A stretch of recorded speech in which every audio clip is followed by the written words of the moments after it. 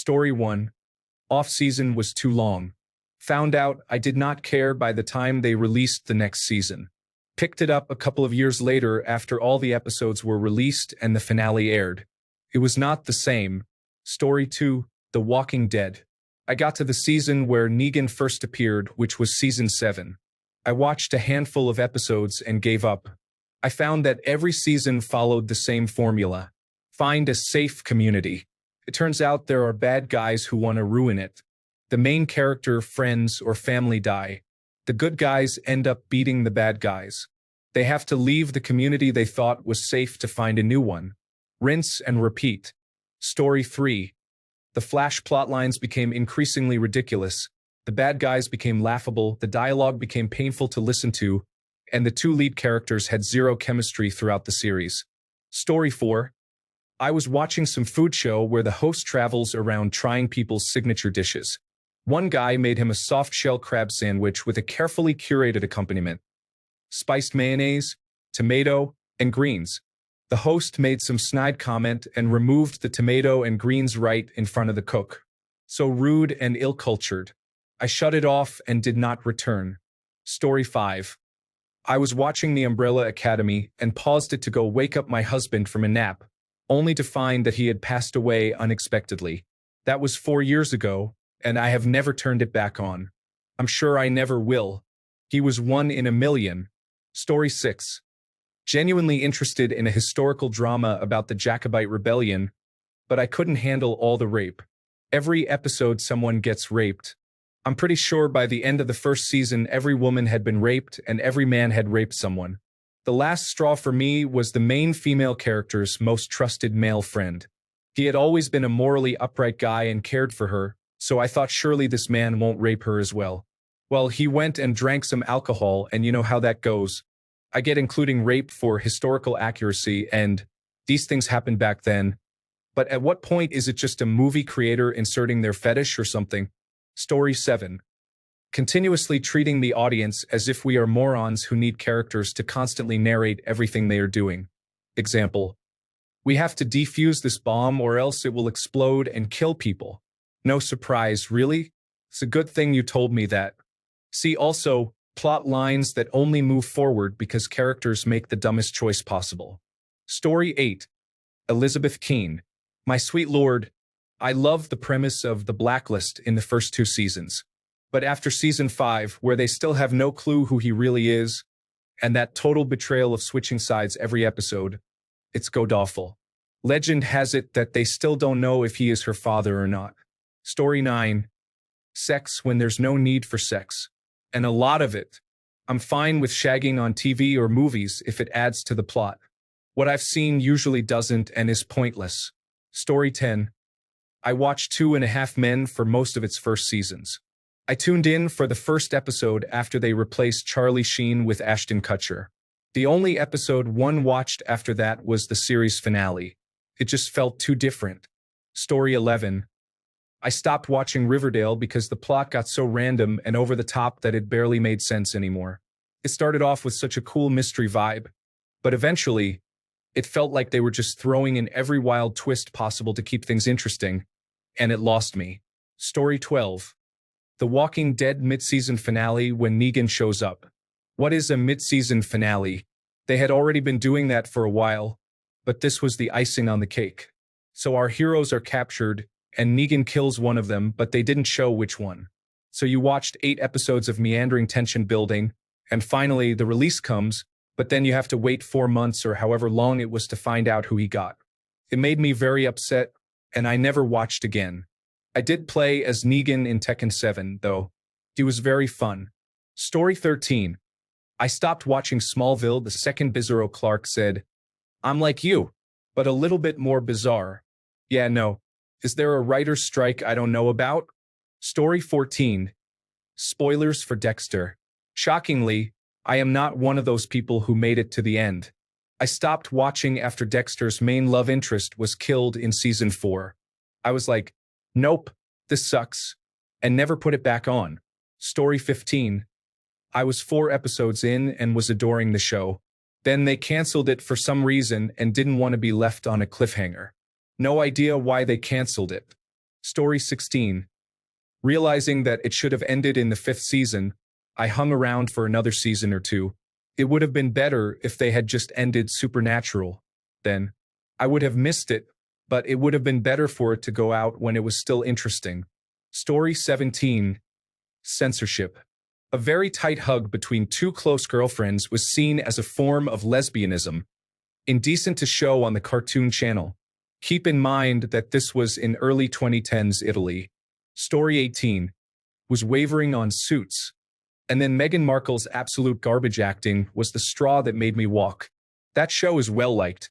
I know, but I just kept saying to myself, who cares about these characters? It felt like it borrowed from so many shows and movies trying to be cool. Overall, it felt really contrived. Story 19.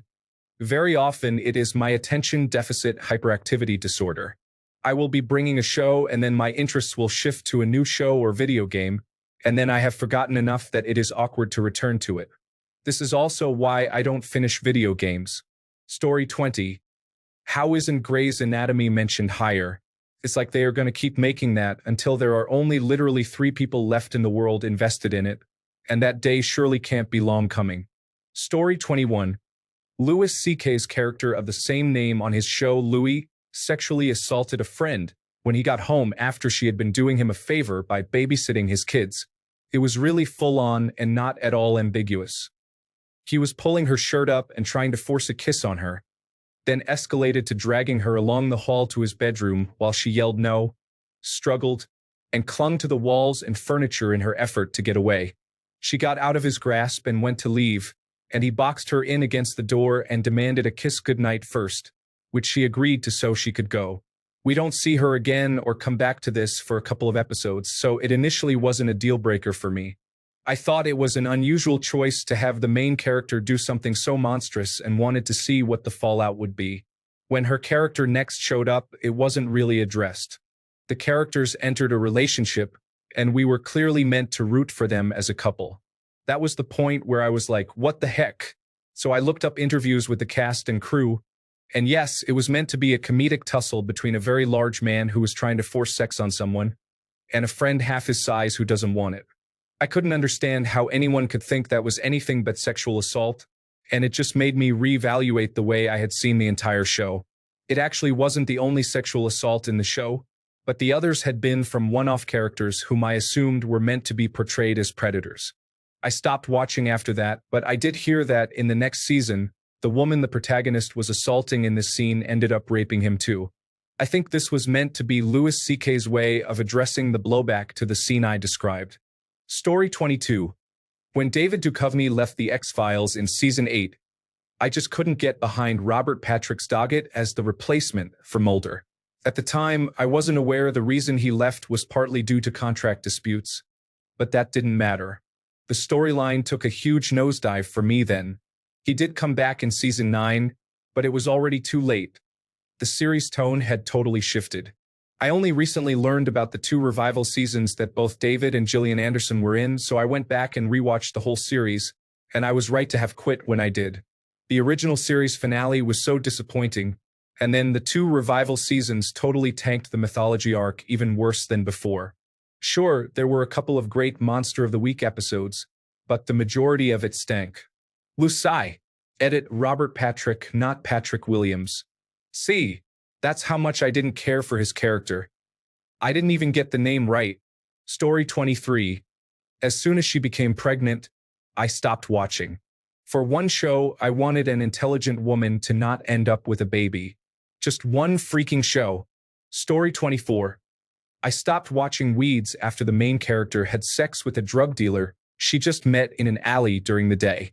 I was already not really impressed with the series, and that just made me cut bait. Story 25. Friends. I think I stopped watching after Season 4. They started making the characters too neurotic. For example, Monica used to be a mostly nice, caring woman who had some idiosyncrasies about cleanliness. By the end of the series, she was a shrill, clean police control freak who had occasional moments of kindness. She basically had Chandler in an emotionally abusive relationship. Plus, I didn't care about Rachel and her baby, and it became painful to watch Matthew Perry's weight balloon, drop, drop as he struggled with addiction. Story 26. I stopped watching Supernatural for several years and still haven't finished it after I learned Jared Padalecki doxes service workers when he isn't satisfied with their service. I'm not usually some social justice warrior, but I couldn't watch it or look at his character the same for a long time. I think it's really irresponsible to use your fame for something like that. He had fans sending death threats to people who work customer service. I worked at Walmart for 7 years, and the last thing anyone working in that business needs is for a celebrity to make life infinitely harder. Story 27. The Boys. It was over the top in a good way, and then it gradually just became stupid and horrible and over the top in a bad way. Most of the characters were originally deeply flawed humans, and now they are just cartoon monsters. Boring. Story 28. It really depressed me. I was watching Dark, and I couldn't handle it for some reason. Seeing the characters at both young and old stages made me realize that we are all going to grow old, which felt pretty tragic. Story 29. Grey's Anatomy. After the plane crash, I was over it. It should have been done, but they stretched the story far too thin. Supernatural. The first 5 seasons were phenomenal. I liked seasons 6 to 9 as well, but then it became too biblical and stopped being about hunting monsters. It got too muddled. Story 30. Got pretty far into that 70s show, like season 6, I think. Found out about Danny Masterson. Okay, so one actor was a piece of rubbish. Then terrible stuff came out about the entire cast, except Topher Grace, and I just couldn't watch anymore. Forget Danny Masterson, Ashton Kutcher, and Mila Kunis. Story 31. I loved Grey's Anatomy for a long time. The instant COVID-19 was part of the plot, I was done. I made it 2 minutes into an episode and decided I was over the show suddenly. Story 32. Lost was a revolutionary show and the most expensive television pilot in history. It got an executive fired because it was so expensive. I was completely on board until they escaped the island. Then the show fell apart. You have all these people lost on an island. That is the premise. You end it when they leave unless you have some amazing plot twist or story to carry it, which the Lost writers did not. I recommend people watch Lost. When you get to the finale where they escape the island, just move on and pretend the other seasons don't exist. Story 33. Wheel of Time.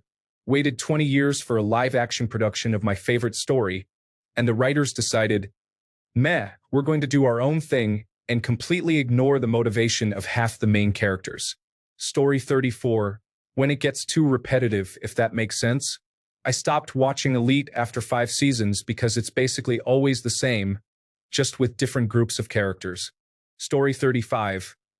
Lost, when they finally opened the door in the forest, it was just some weird observation bunker or something. Suddenly, they added a bunch of new characters that were somehow in the same crash but ended up on a different part of the island. It was just too convoluted and weird, and I lost interest.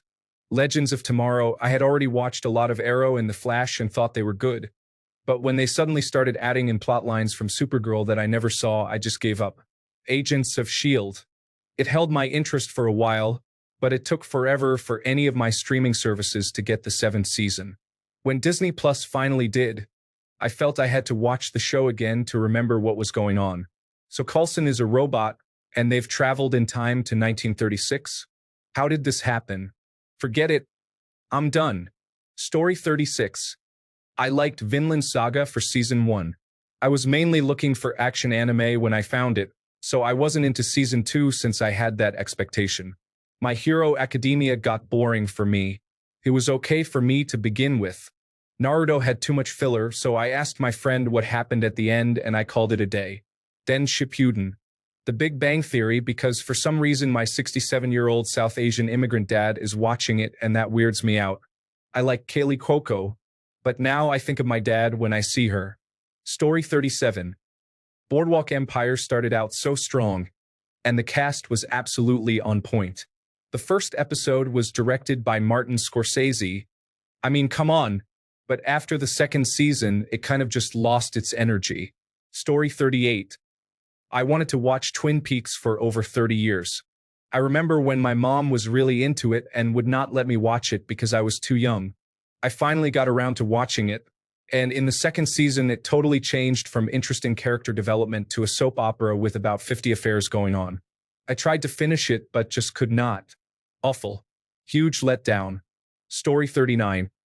Everyone tells me Breaking Bad is the most amazing thing ever, but one season was just a bunch of domestic drama, and I remember Skylar dropping, "I messed up with Ted."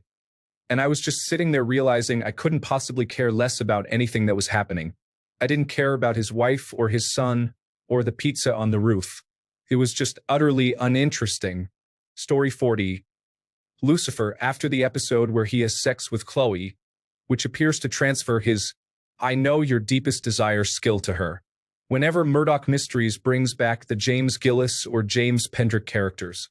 I've never been a fan of either the unkillable sadist, complete with trademark creepy voice, or the so brilliant he's crazy genius. Those characters need to be permanently retired.